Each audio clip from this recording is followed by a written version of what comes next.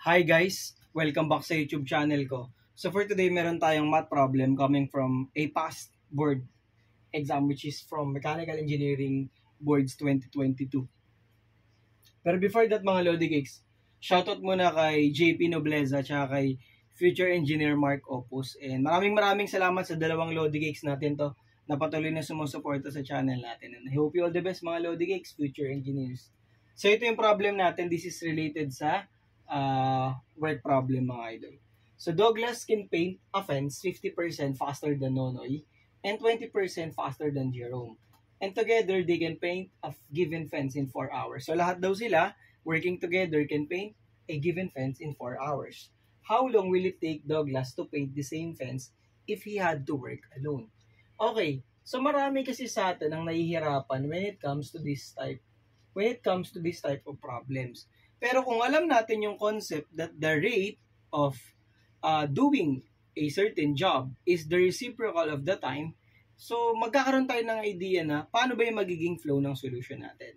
So tandaan po natin that the rate, guys, ito yung pinaka-key concept is the reciprocal of the time it takes to do a certain job. So ibig sabihin pala, Sir IJ, kapag mas maliit yung time, let's say you can do a certain job in 2 hours, while your friend can do it in 4 hours. That means that you're faster.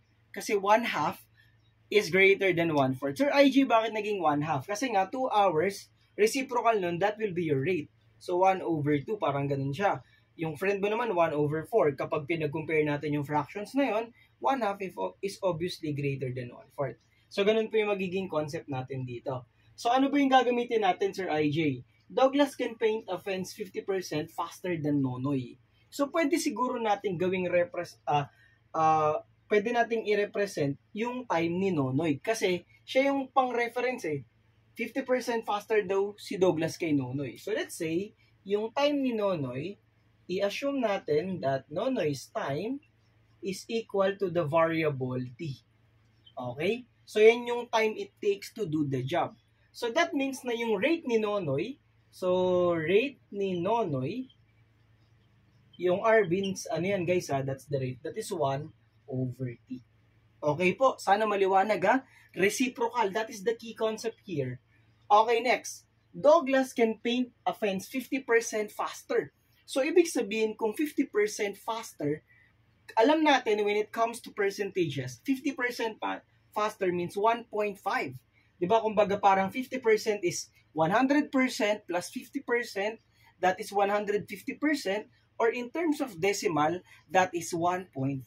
So that means na yung rate ni Douglas is 1.5 times ng rate ni Nonoy. So that is 1.5 multiplied by 1/t.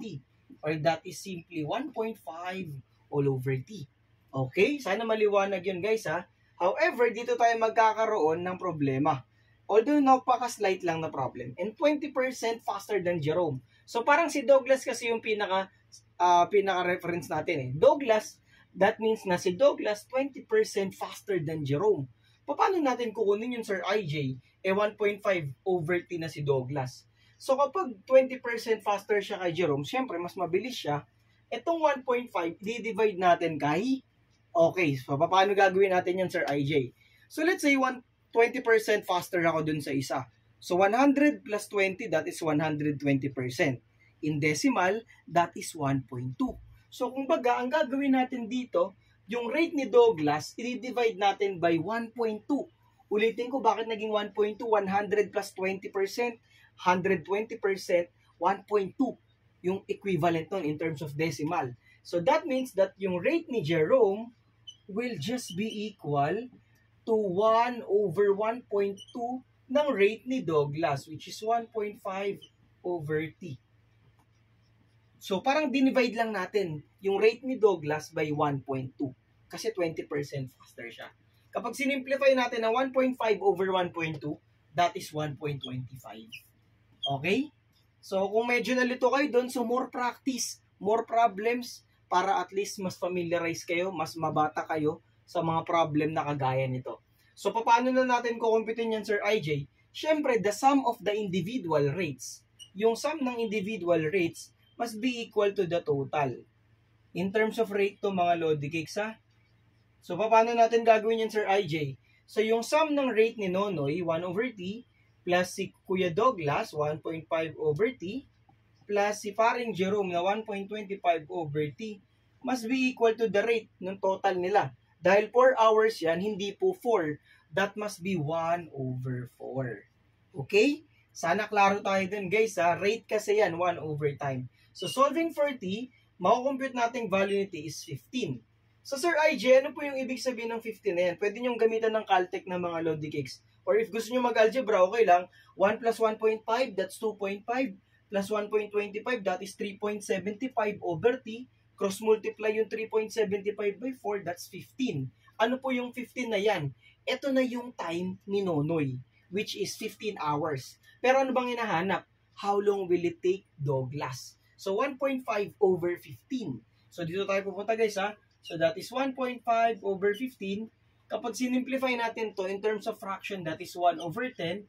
Etong 10 na to, this will be the rate of, that is correct, Douglas. That will be the number of hours or the time it will take Douglas to do the job alone.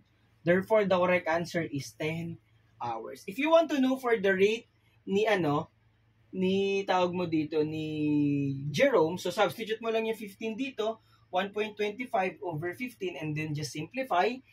So, di-divide mo lang naman ng 1.25. So, I think ang makukuha mo ata is 12 hours. That is for Jerome. So, ganun lang po siya, guys.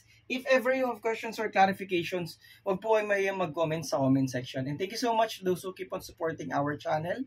Malapit na po tayo sa 100,000 and sana ma-reach natin siya before the end of the year. Keep safe, everyone. I hope you'll learn more on my math tutorials and engineering-related tutorials. Bye-bye and God bless.